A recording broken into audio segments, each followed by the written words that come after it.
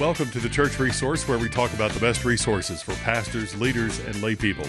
I'm your host, Jeff Oliver. Today is a very different book for me to look at, even to consider, but I had to look at it because I was so intrigued by the title.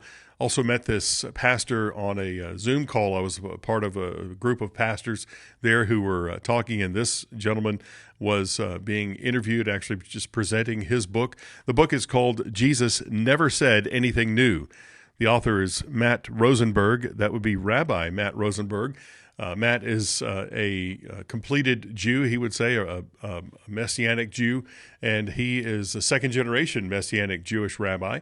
His father, of course, is a rabbi still, and so he comes from a long tradition of Judaism, and looking into that as being the foundation for not only his faith, but really of our faith as Christians, if you go by that title. So it is really to, as he would say, to understand the Jewishness of Jesus and how it impacts believers then and now. It's amazing to me how many Christians are somewhat surprised to know that Jesus was Jewish, that in fact Paul was Jewish, but this book talks about Jesus and that he spoke Hebrew and he lived a Jewish lifestyle. He followed Jewish laws and Jewish commandments and to the T. He did it perfectly, but also was here to do something different and to fulfill the law, as Jesus said. So also Pastor Matt, Rabbi Matt, he goes by either one, is to appreciate the Bible as one book, not as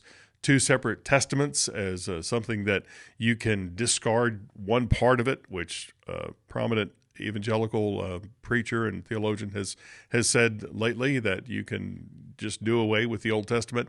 Not true, especially Pastor Matt is saying that. And also that we would mend the misunderstandings between Jewish and Gentile believers. There is certainly a divide, and this is very important for us to think about right now. If you're listening to this kind of currently, we're in December of 2023, and there are things going on in Israel, and there are reasons that we would want to stand with Israel and not discard the people of the book, the people who are adhering to the Old Testament, because we have some, as Christians, we have some connection to them through the Old Testament. We have a camaraderie with them, and they are certainly the foundation of our faith. The Jews brought forth the Word, being the written Word and the living Word of Jesus. So we want to make sure that we connect with them and really understand what it is that not only Jews, but the Old Testament, because that's what we want to make sure that we are really connecting with, is the Word of God, and as has been presented and written down for our Old Testaments. Let me just tell you a few things here that Rabbi Matt, and I'm going to use those interchangeably, Rabbi Matt, Pastor Matt, that he has said in this book. I love the way that he has put this together. He has so many quotations here, not only from Christians, but also just from prominent Jews. If you were in academic Judaism, you would know a lot of these names that he's going to bring up. So he has talked about here that there's a rabbi, Dr. Lapide, who was asked about Jesus. Again, this is from a Jew.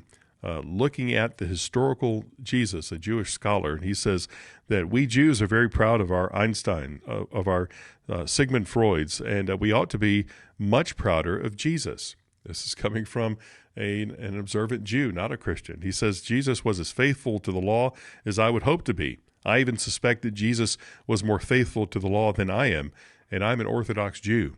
Wow, that's really something to say from a Jewish scholar and somebody who is very observant here, and he has said that about Jesus. So establishing here that Jesus was an observant Jew himself, and he carried it out perfectly, his own Judaism and the way that he lived it out. So as we look into further in the book, Rabbi Matt is going to talk about the fact that, and I love this, I'll pull this quote here, that he says, Jesus was not an innovator.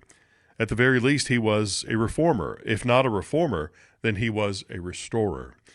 He is saying that you need to look back into the Old Testament, even into rabbinical writings, and as Jesus comes on the scene, he's going to talk about and be very much in the idiom in the style of those preachers, those prophets that we look at, especially the minor prophets that we'll look at it in those pages of our Old Testament that still, you still need to do some work to get those apart because they haven't been opened before in those pages.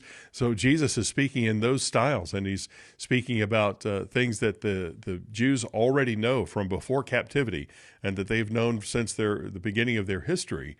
But then that he is saying, look, this is going to be restored. This is going to be something that God has not given up on this promise. God has always been faithful to his word, and he's going to continue to move this out through your life and through history as long as you are God's people. And we are, as Christians, correct, that as long as you are God's people, God still has these promises alive, and these are things that you can look for. And this is what Jesus came to, not only to remind us of or restore, but to fulfill.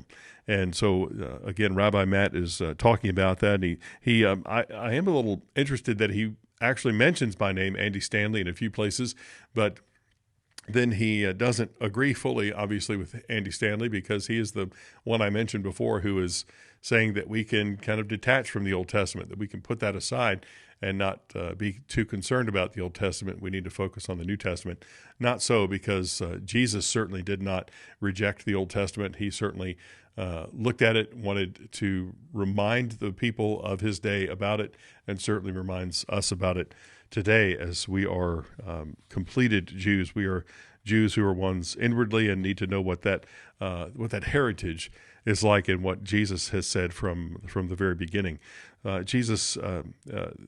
Rabbi Matt reminds us that he spoke from all three parts of the Hebrew Bible. That's the Torah, the prophets, and the writings, and in many cases from Jewish tradition. I mentioned that a moment ago, that he was very Jewish, lived in and around Jerusalem. The Hebrew scriptures were his life. He spoke Hebrew. And so we cannot forget the fact that Jesus was a Jew.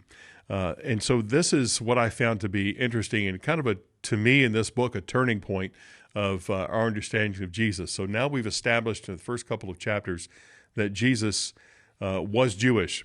He lived that Jewish lifestyle. He was not here to reject any of that, but here to fulfill it, here to restore it, and to remind his listeners of everything that was important there. So here's the difference where Rabbi Matt has titled this "Jesus Never Said Anything New," and of course that's to make us pick up the book and read it. But here's the kind of the kicker of it.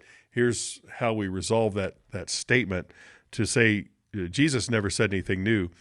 But here's what happened. So he says that often what happens in Judaism, and there's this image, even if you've seen pictures of the Wailing Wall, there are rabbis who are there, and they're kind of discussing with each other. Well, they're discussing fine points of the Torah or of the Mishnah, the Talmud. They're talking about, well, the law says this. Does this mean in the application of that law, for example, does this mean we should do this or we should do that? Well, Rabbi so-and-so says this. What do you think? Well, here's what Rabbi Matt has said. Well, Rabbi Hillel says this, and Rabbi Shammai says this, and Rabbi Joshua says this. So choose which interpretation is right for you. And he says, nope. Jesus came on the scene and said, here's what I meant when I wrote it. So there is no other rabbi, no higher rabbi, let's say, to appeal to than Jesus. He wrote the book. So he is going to be the one to be able to explain, well, here's from the heart of the author, here's what was meant, and here's how we should take it and accept the word as it was written, as it was intended, because Jesus himself is telling us how it was intended. One final thing I'll point out here in the book is that Rabbi Matt talks about Matthew 5, that Jesus preached the Beatitudes to the crowds. And, for example, blessed are the poor in spirit, for theirs is the kingdom of heaven. And he said these are things that had been stated previously in the Torah and the prophets. And so just like the prophets who came before him, Jesus added some correction to what Israel was currently doing and then exhorted them to turn back to God. So I think this book, if nothing else, is worth you taking a look at, knowing what you know as a Christian, and taking your knowledge, maybe it's a vast knowledge of the New Testament and just a slight knowledge of the Old Testament. I'm going to confess that's my my own perspective, and that's my downfall or weakness in my theology, is that I don't know the Old Testament that well. But if we would take what we know in the New Testament and know from what Jesus said, and then see the cross references and see what he's referring back to, there's so many things. And I think Rabbi Matt does an excellent job in pointing out how how Jesus has taken what the people believed and what was being said at the time, and referring them back to Old Testament passages, and then just making those come alive in his own life and in his own telling and reminding of those scriptures. I think it's just an indispensable book. I was very skeptical when I approached the book. I just wasn't sure which direction that somebody would go with that kind of thesis statement that Jesus never said anything new, but I think it was done so well, and I just really applaud Pastor Matt, Rabbi Matt, and you need to definitely have this one on your shelf. Hope to talk with Rabbi Matt a little more in depth on this pretty soon. So this is one book that has been brand new on my shelf that's really helpful to me in ministry, and I hope it gives you a bit of direction as you prayerfully consider which resources will best help you and the people you minister to. Well, thanks for listening to The Church Resource. Please make sure you give us a review, and if you have any suggestions of resources that you would like us to look at, please email us at thechurchresource@gmail.com. That's thechurchresource@gmail.com.